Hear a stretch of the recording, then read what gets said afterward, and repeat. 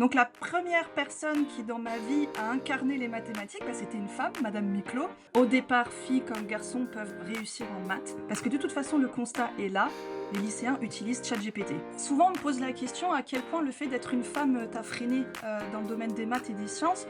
Moi à chaque fois je leur réponds j'en sais rien, parce que moi ce qui m'a vraiment bloqué c'est l'aspect financier.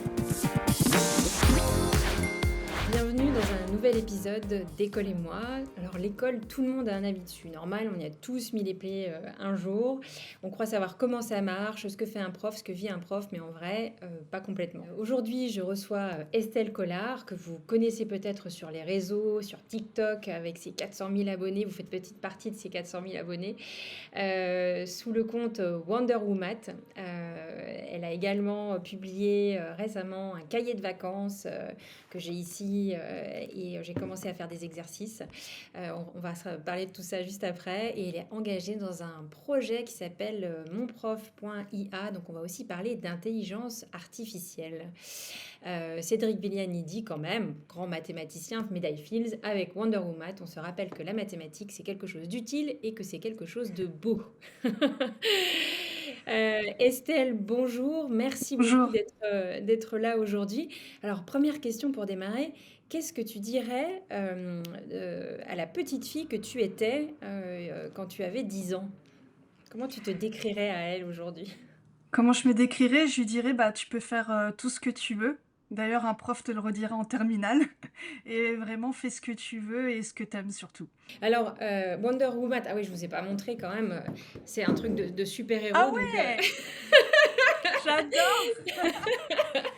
donc parce qu'il faut savoir qu'Estelle, et voilà, on y reviendra, mais pour l'éducation des filles et des mathématiciennes, donc voilà, on y reviendra sur ce côté superwoman des mathématiques.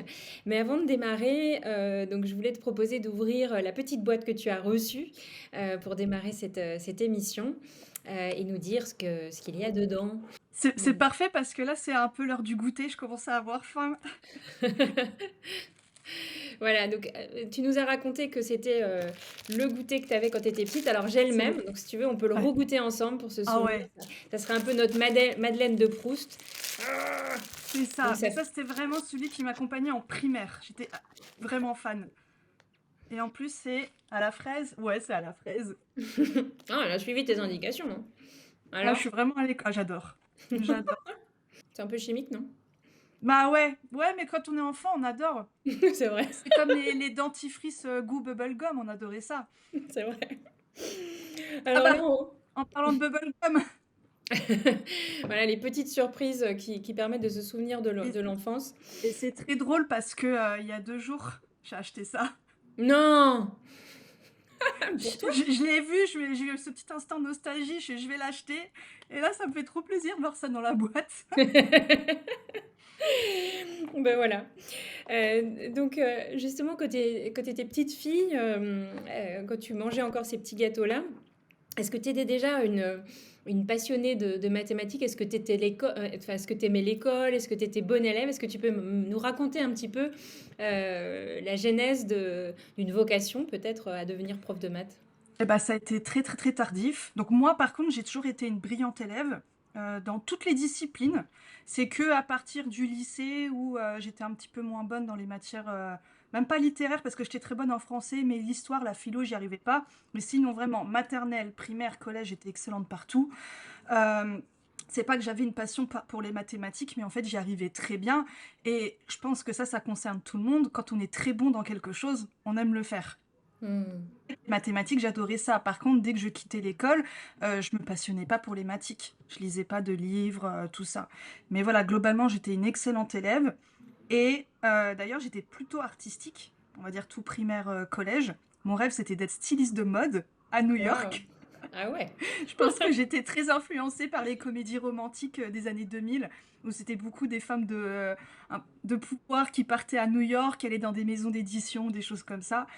Et au lycée, on commence à gagner un peu de maturité et on se dit, bah ouais, mais réussir dans l'art, vivre de l'art, c'est un peu compliqué, surtout quand on vient de la classe moyenne comme moi. Je me suis dit, il faut que tu sois un peu réaliste. trouve un métier qui paye bien et au pire, tu feras tout ça à côté. Et c'est vrai que les sciences, c'est quand même un métier où on peut le mieux réussir financièrement, je trouve. Donc c'était plutôt le choix de la raison. Ok. Et alors, Madame Miclot, quel rôle elle a eu dans ta vie? Je vous avais parlé d'elle, j'ai oublié. Bah, Madame Miclot, du coup, c'était ma prof de maths en sixième. Donc, ma toute première prof de maths en soi, parce qu'avant, c'est les profs de primaire, donc qui sont multicasquettes. Donc, la première personne qui, dans ma vie, a incarné les mathématiques, bah, c'était une femme, Madame Miclot, qui était au bord de la retraite, qui était toute mignonne. Bon, elle se faisait un peu bordéliser en classe, mais moi, je l'aimais bien. Et elle m'a donné le goût des mathématiques. Et forcément, comme c'était une femme, je pense, dans ma tête, inconsciemment, c'est normal. Hmm. C'était un modèle vivant de ce C'est que ça. qu'une Exactement. femme pouvait devenir mathématicienne, quoi. Et justement, donc, finalement, ta mission, c'est devenu celle de donner le goût des mathématiques. Et tu dis souvent, je crois, que les maths, c'est comme une grille de lecture du monde. Est-ce que tu peux nous raconter un petit peu, parce que moi je sais que ma mère elle me disait toujours je suis nulle en maths, comme si c'était une sorte de fatalité. Toi tu as eu ton bac S avec mention très bien. Comment on donne le goût des maths? On fait comment pour les rendre accessibles, sensibles, glamour? Euh, En fait, ce qui est compliqué avec les mathématiques, c'est l'abstraction. L'abstraction, il faut l'avoir avant de rentrer en sixième, mais on peut pas comme ça la travailler de but en blanc dès l'école maternelle.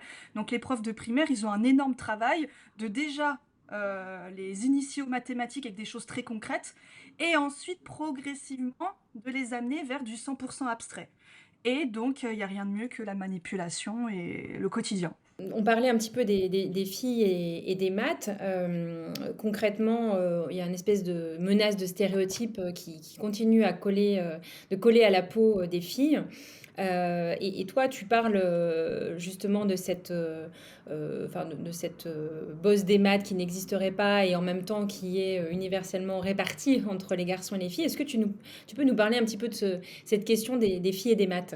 Le fait que la bosse des maths n'existe pas, donc ça c'est pas moi qui l'ai démenti, c'est Clémence Perronnet qui en a parlé dans un essai, parce que le terme bosse des maths donne l'impression qu'on est avec quelque chose en plus par rapport aux autres. Donc si on est très bon en maths, c'est qu'on est parti avec les bonnes cartes au départ, ce qui est complètement faux. Il y a un cerveau rose, il n'y a pas de cerveau bleu. Au départ, filles comme garçons peuvent réussir en maths. Et en fait, elle expliquait que à la naissance, on a 10% de nos connexions neuronales qui sont faites. Donc c'est 10% qui, je dirais, c'est le système de base. Et après, il y a 90% qui se construit au fil de notre vie, grâce à nos expériences, à nos rencontres, à toutes sortes d'événements. Et c'est ce qu'on appelle la plasticité du cerveau. Et c'est ça qui va faire que, ah bah je suis bonne en maths, ah je préfère les lettres, ah je suis plutôt artistique. Et d'ailleurs, même si à 13-14 ans, une grosse partie des connexions sont faites, rien n'empêche au cours de sa vie que tout rechange.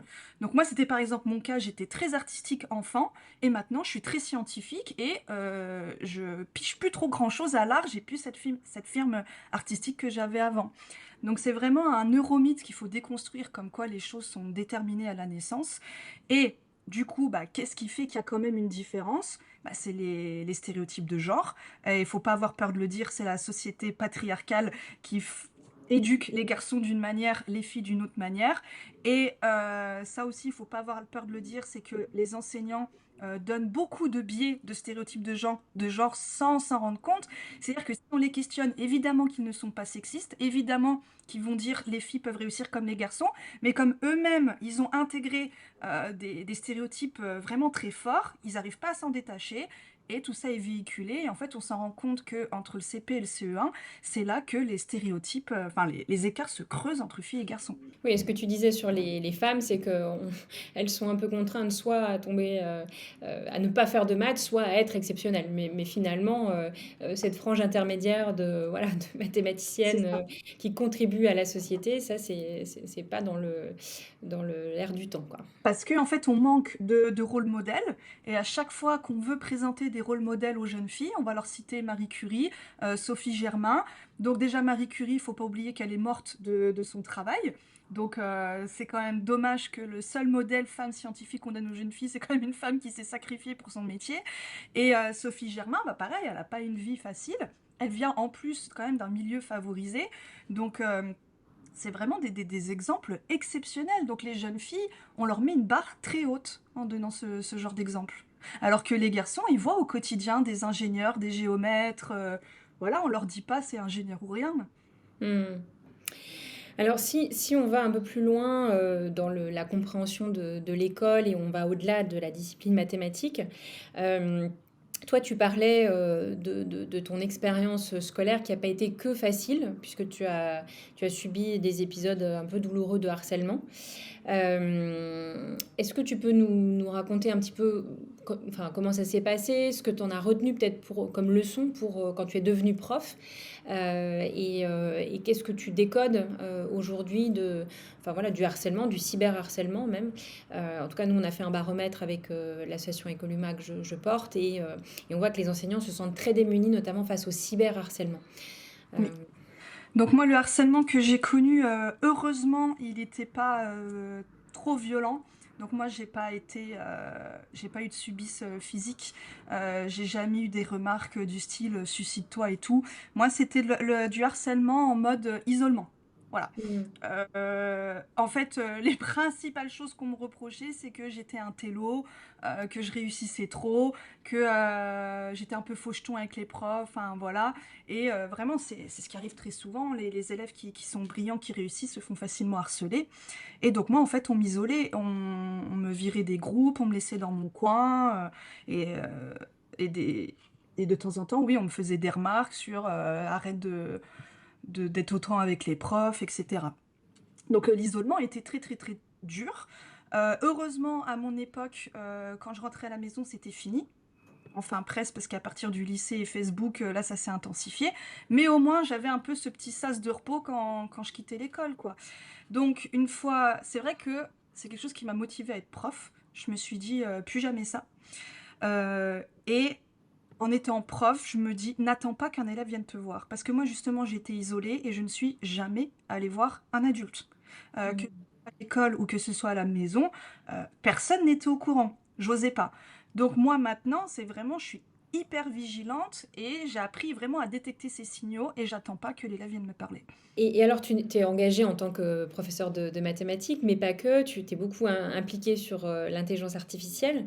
Alors, j'ai vu en 2024 que Alpha Géométrie, qui a été développé par Google DeepMind, a réussi à résoudre 25 des 30 problèmes issus des Olympiades internationales de Ok, mathématiques, un taux de réussite qui était comparable à celui des médaillés d'or humains. ok. Qu'est-ce que ça te fait dire, toi qui t'engages avec la création de monprof.ia? Est-ce que tu peux nous décrire à la fois pourquoi tu as eu envie de créer ça et si tu te projettes à 10 ou 20 ans, comment tu vois les choses? C'est-à-dire, est-ce que c'est une aide pour que l'humain soit augmenté ou est-ce que ça va remplacer certaines tâches, certains métiers? Enfin, voilà, c'est peut-être une grande question, mais... Bah, c'est vrai que l'IA effraie beaucoup et à juste titre parce que à la base, on aimerait que l'IA sert à remplacer les métiers hyper pénibles, vraiment les métiers répétitifs, limite les trucs de robots, pour que chacun puisse s'épanouir dans d'autres métiers où vraiment les qualités humaines sont importantes.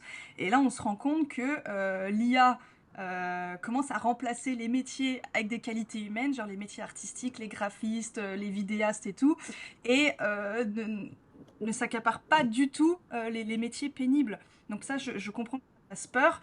Nous, quand on a créé Mon Prof, c'était vraiment dans l'idée d'aider les élèves à réviser, parce que de toute façon, le constat est là, les lycéens utilisent ChatGPT pour réviser. Et le problème avec GPT, c'est que c'est un produit qui est américain et qui s'appuie sur toutes les données mondiales, donc il n'est pas adapté au programme français. Donc nous, on a créé vraiment Mon Prof qui maîtrise parfaitement le programme scolaire français. Donc si on n'est pas enfin si on n'étudie pas en France, ça sert à rien de l'utiliser. Lui, il va utiliser des ressources faites à la main par l'équipe enseignante de Mon Prof. Donc ça, c'est très important. Donc nous, on garantit la fiabilité des ressources. Et surtout, en fait, avec mon prof, on n'a pas qu'une IA, on n'a pas que ChatGPT, je crois qu'on en a 4 ou 5. Et donc tout l'enjeu derrière, c'est de créer cet aiguilleur qui va aller chercher le meilleur outil possible. Donc vraiment, on a upgradé la version de ChatGPT d'une certaine manière. Et Et c'est vraiment un tuteur intelligent. Enfin, Salman Khan a créé Khanmigo, qui est cette approche un peu de tuteur intelligent. Et là, c'est vrai que moi, je l'ai testé. Hein. Je suis allée discuter avec mon prof. C'est hyper clair et ça permet effectivement d'avoir des réponses très concrètes et individualisées finalement quand on se pose la question et qu'on est en train de réviser c'est ses cours. ça. Surtout que là, on a un retour de 2 ans d'utilisation, donc il s'est entraîné lui-même avec les lycéens français, donc il est de plus en plus performant. Et là, finalement, le tuteur intelligent via une appli pourrait aider à démocratiser l'accès à un soutien scolaire individualisé. Exactement, parce que c'est vrai que le marché du soutien scolaire, il est énorme en France, et c'est ça qui creuse encore plus les inégalités, parce que tout le monde n'a pas les moyens de se payer un enseignant à 80 euros de l'heure. Toi, tu viens d'un milieu plutôt modeste, d'une famille plutôt issue de l'immigration, si j'ai bien lu.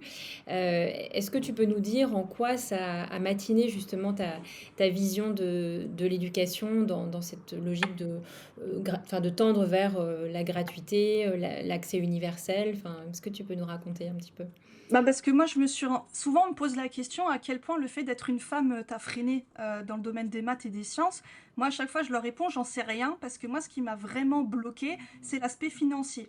Donc, je viens pas d'une famille pauvre, je suis pas de populaire, c'est ce qu'on appelle la classe moyenne inférieure. Donc, j'avais une situation financière stable, mais j'avais beaucoup de perspectives d'avenir qui étaient fermées. Par exemple, il fallait absolument que j'étudie dans le public. On n'avait pas les moyens de m'envoyer dans une structure privée, et il y a beaucoup de super écoles privées qui existent, donc c'était public. Moi, on ne m'a pas acheté de manuels, vous savez, des annales, des bouquins de révision. C'est pour ça que moi, j'ai créé une fois un bouquin de révision, mais je me ravise parce que nous, on n'avait pas les moyens de m'acheter 5 bouquins pour préparer le bac. Donc, j'ai eu le bac sans bouquin, uniquement avec les cours de profs. Quand je suis allée en prépa, j'ai réussi mes concours uniquement avec les cours de mes profs. En école d'ingénieur, pareil. Et quand j'ai préparé le CAPES, pareil. J'ai jamais déboursé d'argent pour mes études et j'ai réussi. Et là où j'étais fortement pénalisée, c'est quand j'ai eu enfin l'école d'ingénieur de mes rêves à Toulouse. J'ai pu partir à Toulouse, mes parents ont fait ce qu'il faut pour que j'y aille, mais j'avais vraiment le strict minimum pour survivre. Donc j'étais vite bloquée quand les copains y partaient en ville. Donc socialement, ça m'a freinée.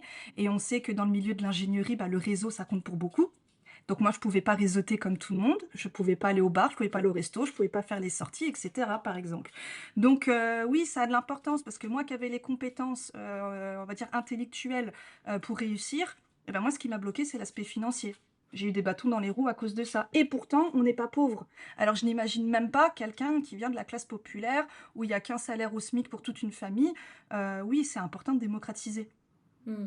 Et d'où un site que tu as créé et qui est entièrement gratuit pour réviser le brevet. Hein. Quand vous allez sur Voilà. wonderwomat.fr, vous allez trouver plein de vidéos et de cours totalement gratuits pour vous Qui sera aider à... enrichi au fur et à mesure, vu que c'est du bénévolat sur mon temps libre. Et le but, c'est d'avoir tout de la sixième à la terminale. Bravo, bravo pour cet engagement incroyable. Alors, on va bientôt arriver à la fin de cette émission. Donc, je vais te donner une série de questions très rapides et donc à toi de me donner une réponse très rapide aussi. T'es prête? Ok. Alors, maths, passion ou mission? Mission. Résoudre une équation, papier-crayon ou appli numérique? Oh, crayon. Enseigner en classe ou sur les réseaux? Classe. Non. Ah, classe. Calcul mental ou résolution de problèmes? On va dire résolution de problème maintenant. Mais petite, j'aurais dit mentale. Intelligence artificielle alliée ou concurrente? Allez, Réussite, persévérance ou talent? persévérance. Maths, c'est un jeu ou une matière sérieuse? Jeu. Instagram ou TikTok? Instagram. Ma sorcière bien-aimée ou une nounou d'enfer? Oh non. Allez, me sortir bien aimé. C'est... Merci beaucoup Estelle pour cette interview. Je rappelle que Estelle c'est Wonder Woman Je vais vraiment faire le t-shirt. Hein. qui vous fait aimer les mathématiques, qui vous met voilà, les mathématiques dans la vie réelle, qui a publié un livre que tu peux nous montrer qui raconte justement, non, l'autre, Ah, comment les mathématiques peuvent être utiles au quotidien pour calculer ses impôts, faire la cuisine. Donc voilà, c'est très concret. Merci beaucoup Estelle de nous avoir partagé ton témoignage, ton expérience dans et l'émission. merci beaucoup pour l'invitation, c'était super. À bientôt, au À revoir. bientôt, au revoir. Mais je vais quand même mettre un petit signal d'alerte. Il y a un truc qui est très courant chez les mathématiciens, c'est ce qu'on appelle le syndrome du perroquet. Comme ils se trouvent très intelligents, nous on sait raisonner, etc., ils vont se mettre en position de grands sachants, nous on sait mieux que tout le monde. Et faut pas croire, les mathématiciens sont pas immunisés à la bêtise.